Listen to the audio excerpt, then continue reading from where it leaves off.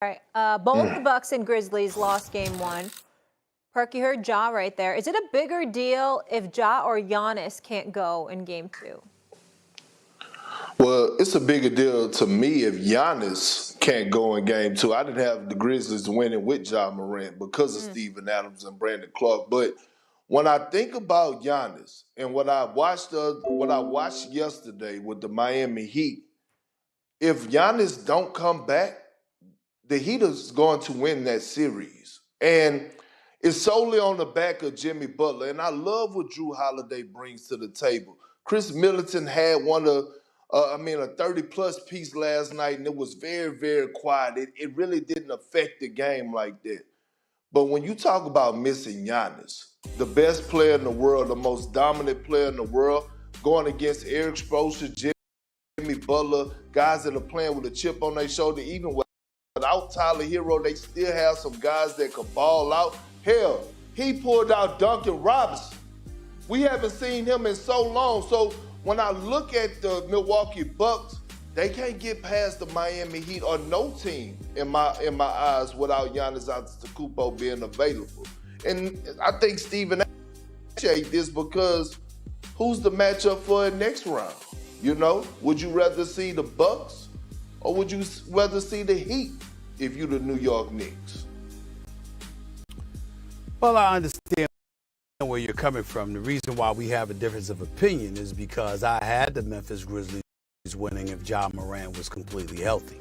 Hell, I think they might have won yesterday if Ja Morant hadn't gotten hurt. That's just how I feel about it. And without him, I give Memphis no chance. No chance at all. I mean, to me, it is a foregone conclusion that the Los Angeles Lakers will advance to the Western Conference semifinals because Ja Morant is that pivotal, particularly with the absence of Brandon Clark and Steven Adams. But mainly because Ja Morant is just that dude. He's a superstar in this game, and he's definitely needed. And without him, how are you going to offset what LeBron James and Anthony Davis is going to give to you, whether directly or through inspiration and motivation to Hachimura and Reeves and D'Angelo Russell and everything like that. And so for me, when I think about the Miami Heat and the Milwaukee Bucks, here's what I've been saying all year long. Look at the year Brook Lopez has been having. Look at the year Bobby Portis has had. Look at the year Drew Holiday has had, along with these other parts that they've had, along with the exceptional coaching of Mike Budenholzer. Because of the troubles that Miami has had offensively, the roller coaster ride that they've been on throughout the season, although it would be significantly harder, and some would even say that Miami would win this series over Milwaukee if Milwaukee doesn't have Giannis. It's not a foregone conclusion because we never know what we're going to get from Miami. What we got from Miami against Chicago was not what we got Miami the game before that against Atlanta. Yesterday, Tyler Hero goes down. They play well, but Giannis gets hurt. I'm saying when you look at Milwaukee, especially with some practice time. Obviously, Giannis goes down during the game, so you have to alter it in that degree. But you got an off day or a couple of the days to prepare before your next game. I look at their experience, their cohesiveness, the way that they've played together, the championship pedigree that most of them have, along with the exceptional coaching of Budenholzer, and I still give them a chance against Miami without Giannis. I give Memphis no chance at all without Morant against the Lakers. But one point you failed to make is that Jimmy Butler might be the only player in the league that goes from we get to wondering, is he going to make an All-Star game to actually go to, when the playoffs start, being the top 5 to top 7 player in the league. That's how much he elevates his game. And when you have a guy like that is capable of taking over not only a game, but a series, that is a problem. And I understand Drew Holiday is a elite defender, but I also watched Drew Holiday get torched by Jimmy when they tried to put him on him. He's just so good, man. He's so good moving without the ball. And he's big, he's physical. He does all the little things. And then let me say this. People were surprised about Kevin Love in game one. I wasn't. Why are you surprised, or how people were surprised about Kevin Love when this guy has went to multiple finals, has won the NBA championship, has knocked down big shots and had big games and big moments on the biggest stage, and we talk about a first-round series, that guy, Kevin Love, came out and gave the Miami Heat exactly what they needed. Another offensive threat that you could pay attention to. Now all of a sudden it gives Bam Adebayo and Jimmy Butler more room to operate. And I can't preach enough on guys like Max Strus and those guys to that nature who comes in, who don't have a household name, but they get the job done. They get Well, it they'll done. have to. And I'm telling you, They'll have to now that Hero is out. Now that Hero is out, they'll have to. Yeah, they'll have to, and that's fine. To the point where you still got Victor Oladipo over there on the floor. Well, listen, I'm not saying they can't win. DMP. I'm not saying they can't. That we all know that without Giannis, Miami should be favored. I'm saying that it's not beyond the realms of comprehension that a team that knows how to play together the way that Milwaukee does with some of the pieces that they have can still win that series. I'm saying ain't no way in hell Memphis is beating the Lakers without Ja Morant. That's not going to happen. That's not going to happen. Stephen A., I remember when I asked you initially and you thought that the Lakers could potentially lose in the first round, and then I asked Perk, and Perk said, I think they can go to the finals. Where do you stand on that now based on some of these injuries and what you've seen just one game in? Well, I see the Lakers winning this series.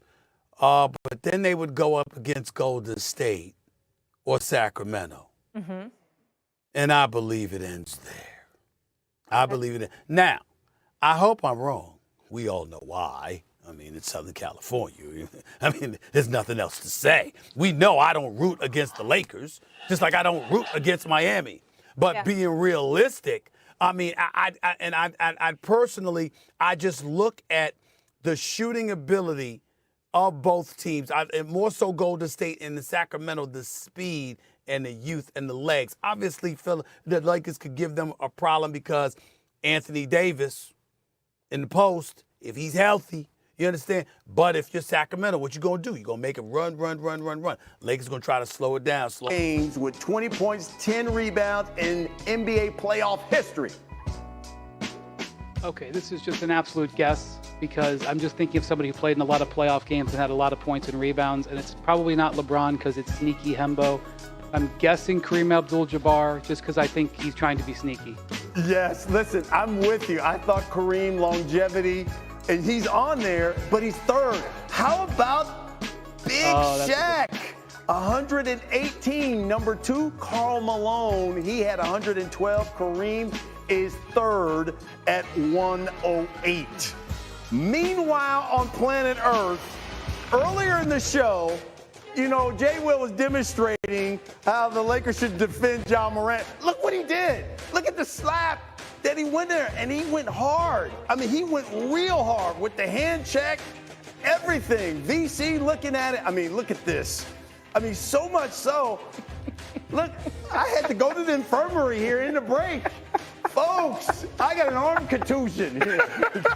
I'm paid today for game 2. There might be a way with me sometimes, VC, where I get a little bit too game oriented. I'm sorry. I apologize. Absolutely. It's habit. I don't know how to foul soft. You know what? Exactly, BC. But I'm tough. You know what? I wrapped it up. I'm playing through it. You know, there's a difference between being injured and being hurt. Exactly. There you go. By the way, speaking of someone hurt, Ja Morant, they asked him about his injury after the game and his status for game 2. Take a listen. Tough, man. Especially, you know, with everything I've been through pretty much, you know, this season. You know, my main focus was to, you know, be out there for my guys. Another, you know, incident where, you know, that's pretty much in, you know, jeopardy. So. Any doubt in your mind you're going to be able to play Wednesday night in game 2? Yeah. There is a jeopardy, you think? Yeah. What's the pain level right now, Ja? You said obviously you can't use your right hand to even get dressed, so is it about a 10? Yeah. Can you grip anything right now with that hand? I haven't been using it, so. Jay, that doesn't sound good. I mean, guys, this doesn't sound good. He said he's not even using it. If that's the case, I mean, should we just go ahead and pencil the Lakers into round 2? I mean, look, Ja Morant is one of the most prolific players the game of basketball has. And the thing, if this were his left hand, I would say, okay, like there's a legitimate chance for them still to contend.